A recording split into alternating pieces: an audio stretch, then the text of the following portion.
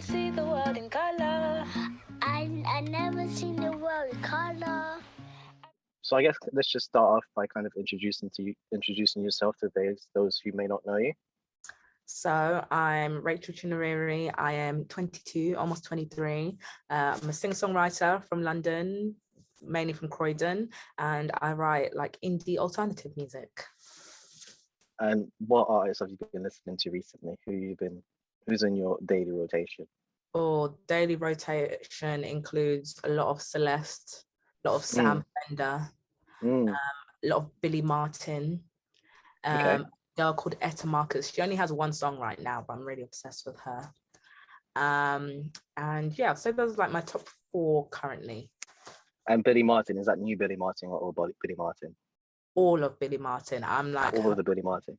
One of her biggest fans. I feel like old her I love, but in general, as a whole, I love her. Sick. Well, I guess could you describe your work in your own words? Maybe talk about what your writing experience was like when you're writing 4 Degrees in winter. I would say 4 Degrees in Winter is like my most closest to what I want to sound like as an artist when it comes to sonically and lyrically. My first project was a bit more on the happy, chirpy side, which was like fun and cute, but this project definitely, I got the opportunity to sit and really perfect the sound that I want to carry on after it. And writing it, it's kind of weird. I kind of wrote it over the space of like a year, and then we just picked the best song. So each song kind of had its own different journey, but they all tend to be around like love or heartbreak or pain, something to do with pain, and healing. So yeah.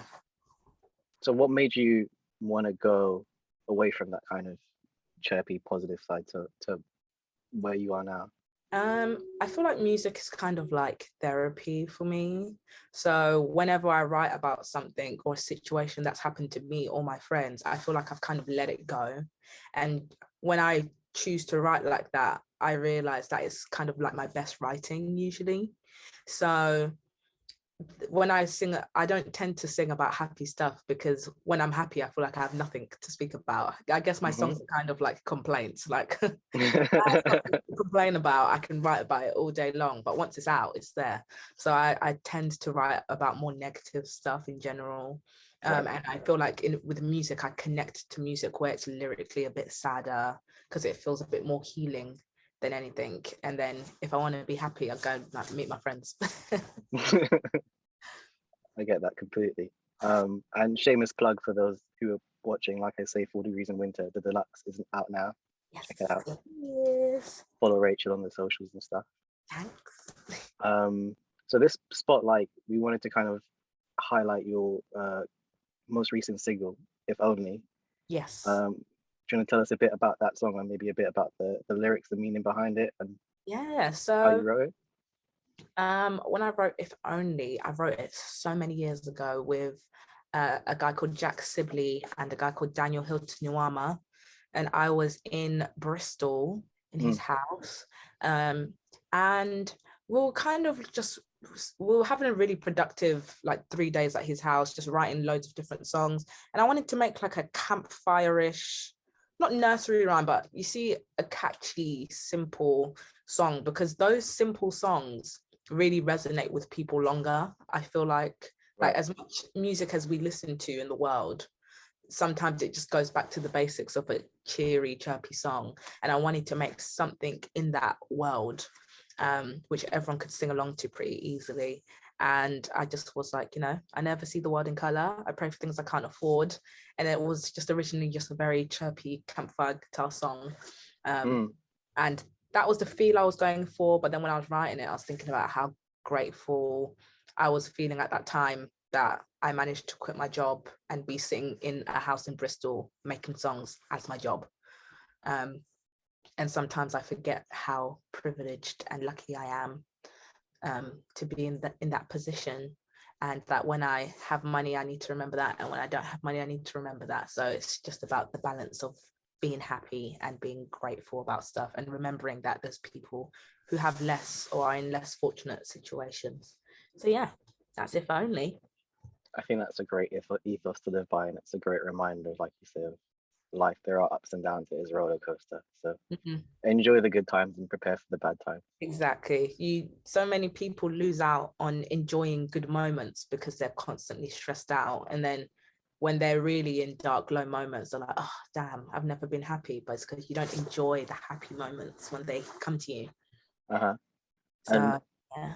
and this one's more for me, it's my own curiosity, but the little girl, what was the inspiration between having her in the intro and the outro? Is that a You know, family member or someone that you know? that's actually my nephew when he was like 3. Oh, How old is he? I think he was more like 2-ish, 3-ish. And when I made the song, I wanted a children's choir, but you know, for the sake of less money, I was like, what if I got my nephew to record it? And then I tried, and my managers were like, how's it going? And I was just like, it's not going very well at all. And I sent them that recording, and they were like, please keep that. That is incredible. And we kept it. And then 3 years later, we used it again. He sounds completely different now, but yeah, we've used yeah, it. yeah. Please don't tell him that I called him a little girl when he gets old enough. But no, I can get why they kept it. It's so genuine and so innocent. It kind of fits the song itself. Yeah. All right, on to the next question, I suppose. So in regards to the music industry, but I guess also generally, why do you believe Black history is still so relevant, and what does it mean to you?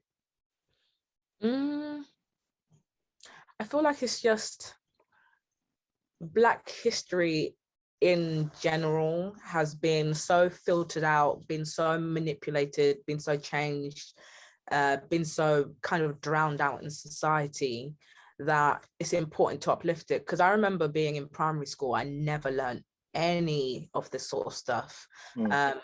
And maybe when I was like 16, 15 is when I started learning of this stuff. And my siblings who are older, they start learning it when they're like 20s and stuff. And it's just completely unacceptable, because our history is just as important, and as terrible as many things in history have happened to Black people. It needs to be told so that people can understand the layers of why we're in certain positions in society, why people are treated in ways, why things like in the workspaces, people as small as people couldn't wear their hair in like locks and afros and stuff like that, and why hair is such an important thing to Black people, and etc. etc. A lot of things would be made clearer if that was literally just taught in school. So for us having just 1 month of the year just to teach so many people and allow people to indulge in the history, whether it's good or bad, I feel like it's just vital for the industry, for people, and it needs to be more. We need to keep doing it until it becomes embedded in society, until it just gets taught in a general consensus, rather than us having to wait 1 month a year to be spoken about, you know? Yeah, I couldn't agree more. I mean, I'm trying my best not to like grin massively and shake my head consistently to not show too much bias. But yeah, I couldn't agree more. I mean, I'm from St. Lucia. I moved there when I was about 7 years old, and I never really saw myself working in the music industry as I am now. But after this whole 18 months of being kind of locked away and kind of staring at screens and meeting other people that aren't very much like myself, I was like, you know what, I kind of want to grow my hair out in locks, even though my grandma kind of hates it and my mom kind of hates it, I just love to it. like It's remind myself, thank you, I love it. That's why I love it. I love it because they hate it. It's kind of my last revenge. But yeah, it's just a reminder, I suppose, of where I'm from and how my heritage kind of influences my journey and where I've come from and where I am now. And on heritage, actually, I wanted to ask, how has your heritage influenced your work? Because your family are from Zimbabwe, aren't they? Yeah. So I would say it's kind of weird because of all of my mum's children, I am the last of 5 kids.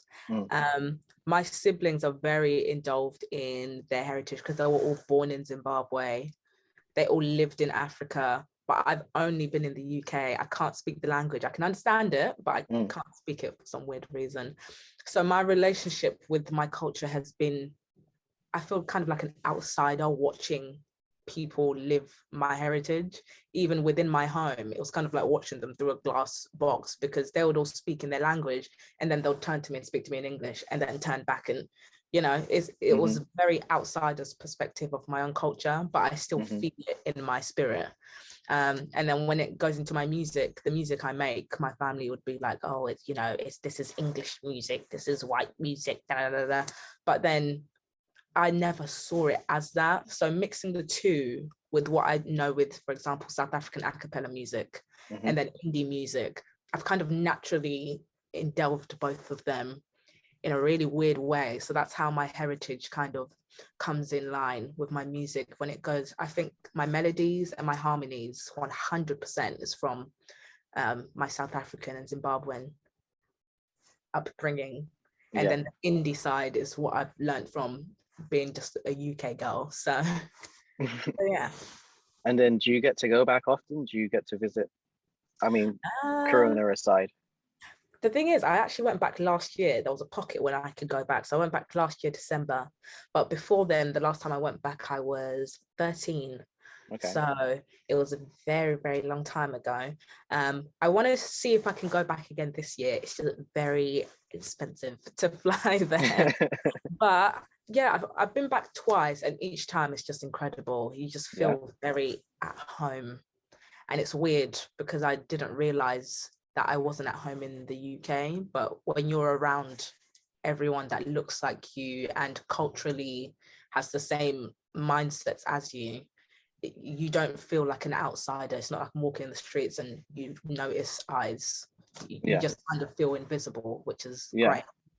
So yeah. I guess that kind of brings me on to my next question quite well is, do you feel more at home here in England, or do you feel more at home when you go back to Zimbabwe? Because I know when I go home to St. Lucia, I still kind of get treated like even though I was born there, people still look at me like, oh, he's English, he must be English. But then when I come here, they're like, oh, he's not really completely one of us, kind of thing. So I don't know exactly where I fall sometimes.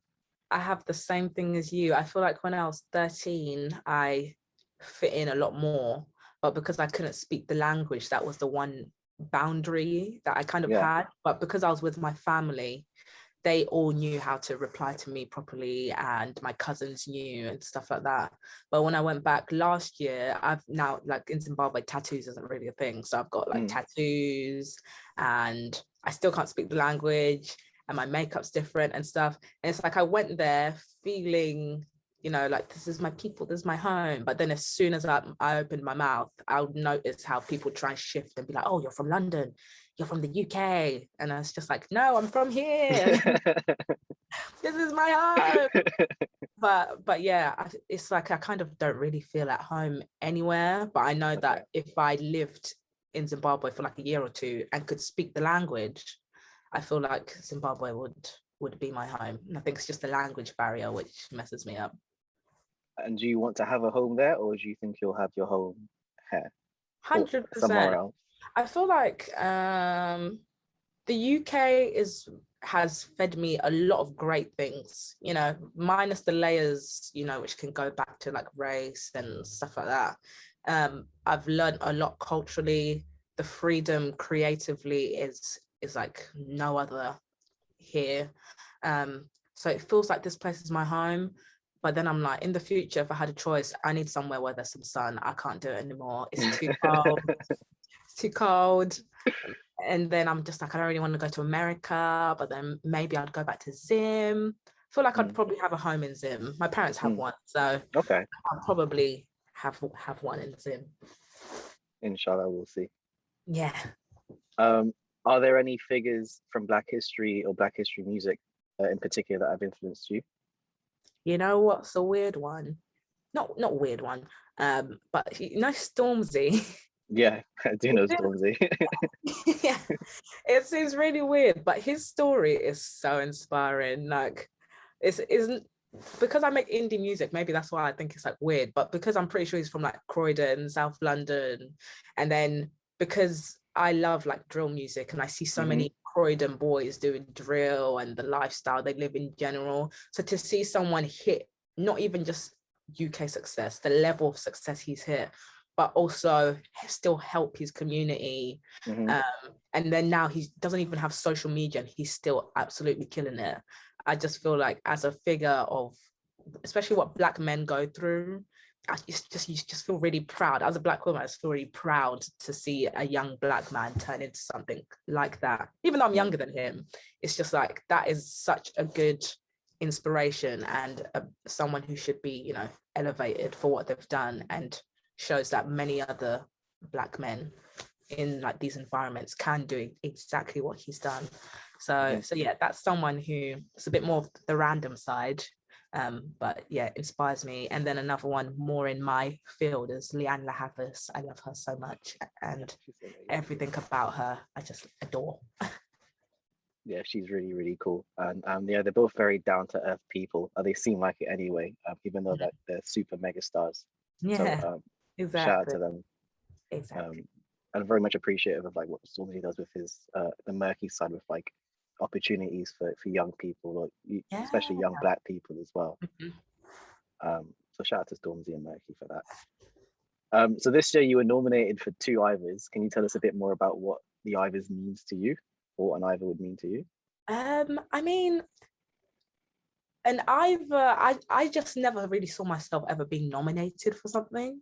I feel like a lot of musicians feel like that. Like, you kind of do your job day to day, but you never expect like a nomination or getting invited anywhere. You just kind of like, okay, I'm making my music and I'm putting it out, and then I'm making the next one and putting it out. And then I knew about the Ivors because my managers were like, oh, here's Ivor Novello, you should look into it, it's great. And I spoke to a woman who was in the Ivor Academy. I've completely forgotten her name right now. And it just seems like, as an institution, the way you guys fight for like songwriters, focus on writing the actual nitty gritty of the song, rather than maybe versus fame and popularity. I just thought it was an amazing thing to back in general. And then when I got the email saying I got nominated for just the first one alone, I was like, there is no way this email is real. Like, I literally sat in studio and I was like, Dan, could you read this, please? Because I don't think this is right. And then I sent it to my managers and I was like, guys, I'm not sure if this is right. And they were like, what? And then I got a second one, and literally we were like, what on earth is going on? Honestly, like, even the award show, best day of my life. Best day ever. I'm not gonna lie. I was buzzing. Yeah, it was a great day. I still can't believe that I'm allowed in the room at times, but you know, that's just my imposter syndrome. You deserve to be there. Thank you, and you deserve to be nominated for 2 Ivors. That EP you put out was fantastic. So what advice do you have for those creators who are just kind of getting started on their journey, whether they're young or old? I guess more kind of about, what would you advise for those early stage music creators? Only focus on your path, because as soon as you start looking what other people are doing, you will start to naturally try and change what you do to try and do what they're doing to get higher. But some people's journey is like this, and then they go boop, or some people's journey is literally like that for years and years and years and years, which is fine. Either way, we're all going to see each other at the top. But as long as you stay focused to what you want and commit to what you want, and don't change your style for other people. It might not make sense now, but there'll be a point where your style, your work, your writing will hit loads of people. And it's just about having the foundations of those people, not forgetting the people who push you daily, instead of focusing on other people. So yeah, I'll just be a bit like this. Take advice from people, but be a bit like, you know, focus on your writing. If you don't write well, you don't have a career. So yeah, the writing and the songs top priority past everything else. Very wise words, Rachel Chinouriri. Very wise words. What would you like to see more? What would you like to see included more in the conversation around Black History Month? I feel like everything kind of gets spoken about. If I wanted to be like picky, I guess it would be more Black alternative people I'd like to be spoken about more, because I notice a lot in the Black community, not always, but you know, it's very like R&B, soul, heavy, jazz, etc. But then it's like, when it comes to alternative indie artists, for example, like people like Hack Baker, Sam Dosha, etc., it's like, it's very hard to get in those conversations without being categorized as okay, well, she makes pop, which is similar to this, so maybe we can just call it alt R&B and this, that. I just want it to be a case of maybe more of the alt artists or alt people get a bit more leverage and not get boxed into what is stereotyped of Black people, and just know that Black people can do everything. We do everything. we do pop, we can do rock, we can do everything, and we don't have to get pigeonholed into, okay, this is what it sounds like, but we're just going to call it this so it looks better. So I guess that would probably be the only thing, but I feel like in general we're getting to that stage in Black History Month. So yeah, cool. And last but not least, what's next for you? What have you got coming up? I've got one more festival in Wales, Festival of Voice, and then for the rest of the year I'm just going to be writing for a project next year. I'm kind of excited because I've been hit by so much inspiration recently, which I didn't have last year.